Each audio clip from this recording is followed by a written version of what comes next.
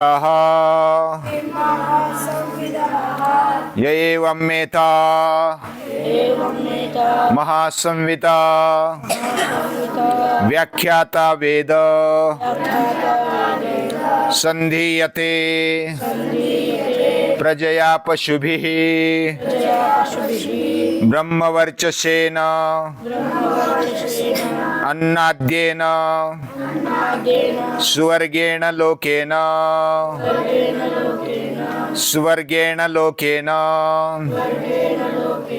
इति तृतीयो अनुवाकः।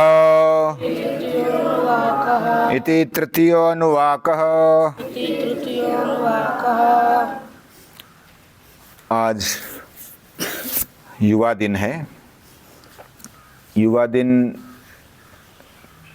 के अवसर पर हम स्वामी विवेकानंद जी को याद करते हैं। उन्होंने अपने जीवन में उपनिषदों का अभ्यास किया। उपनिषदों में से एक वाक्य उन्होंने हमेशा याद रखा, उत्तिष्ठत जाग्रत प्राप्य वरान निबोधत। उठो जागो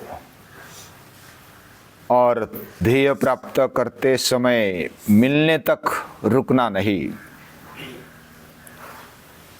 और जो भी हमारे से श्रेष्ठ है ज्येष्ठ है उनसे बोध ले लो। ये बात वो हमेशा यानी बार बार कहते थे। उनके जीवन में जो भी देखने को मिलता है वह सब वेद और उपनिषदों का ही विचार, गीता जी का विचार उनके जीवन में प्रत्यक्ष दिखाई भी देता है, बोलते भी और आचरण में भी लाते हैं। आयुष्य बहुत छोटा था। वे ज़्यादा दिन तक, ज़्यादा साल तक नहीं जी पाए, लेकिन जितना जिए, जैसे फूल होता है, फूल ज़्यादा नहीं जीता। वो अपना रंग रूप और सुगंध देकर पूरी दुनिया को आकर्षित कर देता है और अपने जीवन को सार्थक बना देता है। वैसा उपनिषद भी चाहते हमारा जीवन भी सार्थक बने, हम उपयोगी बने, योगी बने, उद्योगी बने। इस पहले शिक्षावल्ली के कुछ मंत्रों में हमने देखा कि उपनिषद चाहते हैं कि हमारा जीवन सर्वांग सुंदर हो, उसमें संहिता आ जाए। संहिता मतलब कुछ बातें हम तय करें, बुद्धिपूर्वक तय करें, उसको निश्चित करते हुए अपने जीवन में सातत्यपूर्ण उसका आचरण करें। इसको संहिता बोलते हैं। और हमारे आचरण में लाने के लिए यह संहिता आवश्यक होती है। जैसे आचार संहिता बोला जाता है, यह शब्द हमने सुना है। आचार संहिता हमारे जीवन में होनी चाहिए। आचार संहिता में हमने जो भी विचार किया है, जो भी संकल्प किए हैं, वह सर्वांगीण हो, हमारे जीवन को सर्वांगीण सुंदर बनाए, अच्छा बनाए, ऐसे हमारे संकल्प हो। और ऐसे दृढ़ संकल्प के साथ अधिलोकम यानी भौतिक बातों में भी हम वैभव संपन्न रहे। दूसरी बात, ये भौतिक बातों में न अटकते हुए अधिज्योतिषम हमारा जीवन चैतन्यमय रहे, सदा तेज की ओर हमारी गति हो, सदा तेजस्वी और तपस्वी जीवन हम जिए। और उसको पाने के लिए हमें विद्या ग्रहण करनी चाहिए, अभ्यास करना चाहिए, स्वाध्याय करना चाहिए। वो भी सतत हो, सतुदीर्घ काल नैरंतर्य सत्कारा सेवितो दृढ़वो में, यानी सतत निरंतरता के साथ कोई भी खंड न हो। जो भी करेंगे दिल से अंतःकरण पूर्वक और दृढ़ निश्चय के साथ आगे बढ़ेंगे। इस तरह अधिविद्यम फिर अधिभूतम, भूत यानी प्राणी मात्र, हम भी प्राणी हैं। हमारा भी जीवन भी ऐसा लाचार दीनहीन न हो, दुर्बलता से क्षुद्रता से भरा हुआ न हो। हम ऋषि मुनियों की संतानें हैं, हमारे पूर्वज महान हैं, उनके बारे में हमारे जीवन में गौरव होना चाहिए और ऐसी संतान हम बने, उनके विचारों को, उनके संकल्पों को, शुभ संकल्पों को हम दृढ़ता से आगे बढ़ाए, उसी को संतान बोला जाता है। सम्यक तनोति तन विस्तारे। और इसी के साथ साथ हम अपने आप को पहचाने, हमारा जीवन दैवी बने, भव्य बने, दिव्य बने, प्रेम पूर्ण बने। ये सब संहिता, ये महासंहिता मानी जाती है। इतिमा महासंहिता, उसमें अधिलोक आ गया, अधिज्योतिष आ गया, अधिविद्यम, अधिभूतम, अध्यात्मम। ये पांचों साइड, पांचों पहलू हमारे जीवन की समृद्ध हो जाए, ऐसा जीवन जीने वाला ये महासंहिता इसको बोला जाता है। वेद इसको महासंहिता बोलते हैं। महान ऐसी संहिता है, ये हमारे जीवन को आकार देती है, रूप देती है, रंग देती है, हरा भरा करती है, समृद्ध बनाती है और ये सभी के साथ जोड़ देती है। संधीयते प्रजया पशुभिः, और सभी के साथ कैसे जुड़ जाते हैं? हम तो स्वार्थ के साथ जुड़ जाते हैं, लेकिन ये जो उपनिषदों का विचार है वो क्या कहते हैं कि हम जब ये बातों को करते हैं तो हमारा जीवन ब्रह्म तेज युक्त ऐसे वैभव को, समृद्धि को जुड़ जाता है। समृद्धि भी चाहिए, लेकिन वो कैसी चाहिए? तेजस्विता से आई हुई। अश्वपूर्वाम रथमध्याम हस्तिनाद प्रबोधिनीम, ऐसा श्री सूक्तम में गाया गया है। यानी कि सामने के दरवाजे से आने वाली अश्वपूर्वाम, उनके आगे हाथी, घोड़े है, हाथी पर बैठी है। अश्वपूर्वाम रथमध्याम हस्तिनाद प्रबोधिनीम, हाथी गर्जना करते हैं। और ऐसी वैभव संपन्नता से भरी हुई लक्ष्मी हमारे जीवन में आती है तो हमारा जीवन धन्य है। और वो तेजस्विता से आती है, पराक्रम से आती है, शूरता वीरता हमारे जीवन में हो। और ऐसी ब्रह्म तेज से युक्त होकर अन्न, वस्त्र, धन, धान्य, समृद्धि हमारे जीवन में, अन्नादि जो भी हमारे जीवन में चाहिए वो भरपूर हो। और स्वर्ग में जो सुख नहीं वह सुख हमें जीवन में मिले, इतनी प्रार्थना की है। लेकिन कैसा चाहिए? ब्रह्म वर्चस्वेन, ब्रह्म तेज से युक्त ऐसा वैभव हमें चाहिए। किसी लाचारी से, दीनता से, हीनता से, क्षुद्रता से लिया हुआ या तो मांगा हुआ धन नहीं चाहिए।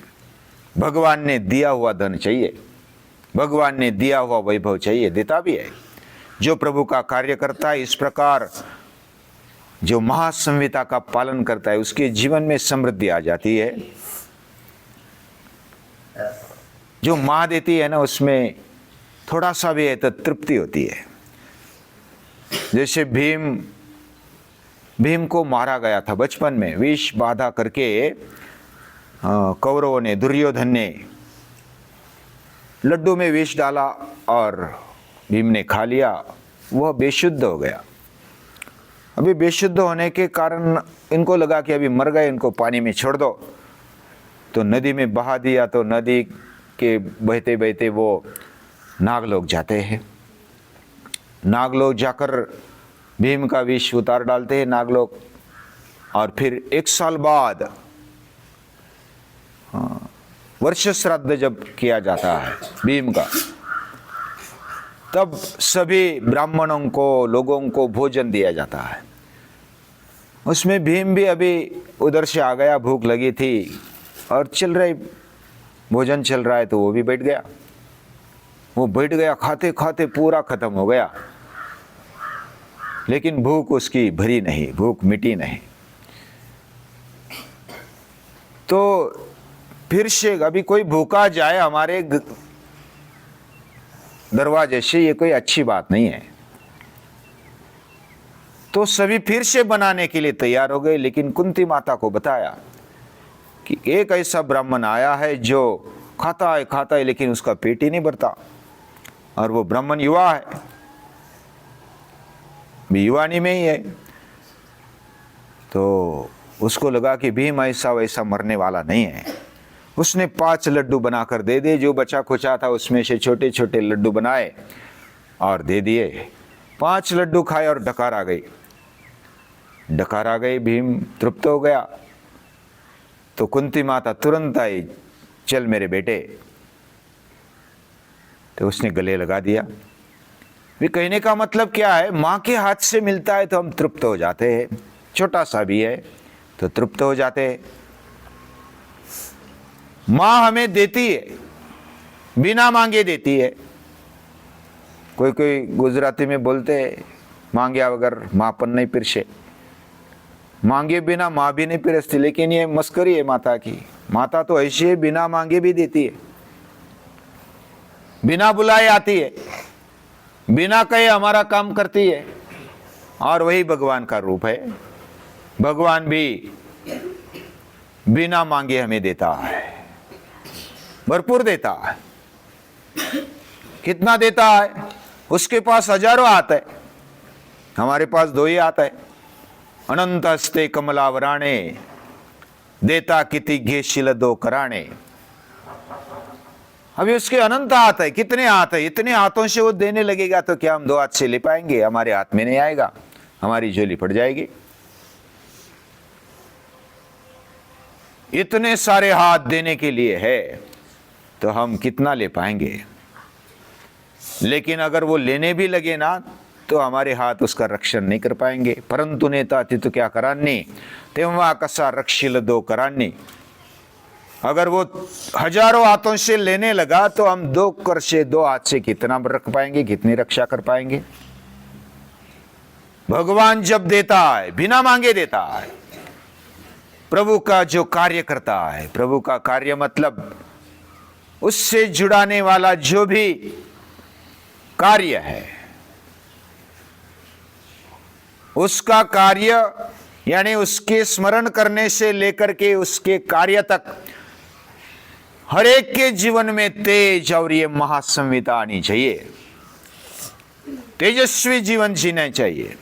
लाचारी से, दीनता से, हीनता से, क्षुद्रता से जीने वाला जीवन प्रभु को अच्छा नहीं लगता। और जो तेजस्विता से, तपस्विता से जीते, कुमारी से जीते, अस्मिता से जीते हैं, वह प्रभु का होकर जीते हैं। ऐसा हरेक के जीवन में तेजस्विता लाना, निर्भयता लाना, प्रामाणिकता लाना, यही प्रभु का कार्य है। सच्चे आदमी बनाना। मैं भी बनूंगा। मेरे साथ, मेरे आचरण से, मेरे आचरण की प्रेरणा से बाकी भी लोग ऐसा जिए, ऐसा हमारा जीवन हो। ऐसा जो कार्य करता है उसके जीवन में क्या क्या मिलता है? ब्रह्मतेज युक्त ऐसा अन्न आदि वैभव मिलता है। उसको स्वर्ग लोक भी प्राप्त होता है। अनंत ऐसा वैभव मिल जाता है और इसी लोक में मिल जाता है। और ये महासंविता, ये कहते आज युवा दिन के उपलक्ष्य में हम स्वामी विवेकानंद को याद किए। उन्होंने जो भी तत्वज्ञान बताया, जो भी विचार बताए, ये तत्वज्ञान केवल आकाश में नहीं, केवल विचारों में नहीं, केवल ग्रंथालय में नहीं, वो हमारे जीवन में आना चाहिए। और वो पूरी दुनिया में घूमे, पूरी दुनिया में डंका बजाया। ये उपनिषदों के विचारों का, वेदों के विचारों का, ये गीता जी के विचारों का हमारा जीवन तेजस्वी बनता है। हम बलवान बन जाते, बुद्धिमान बन जाते, तेजस्वी बन जाते, कृतार्थ बन जाते।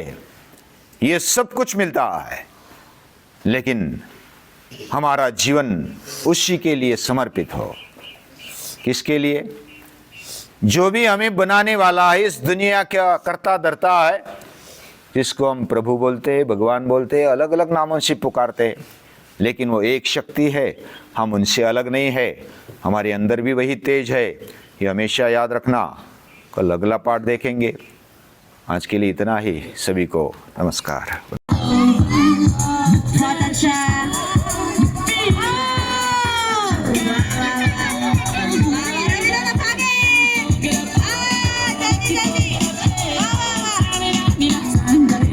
Cause this is a freak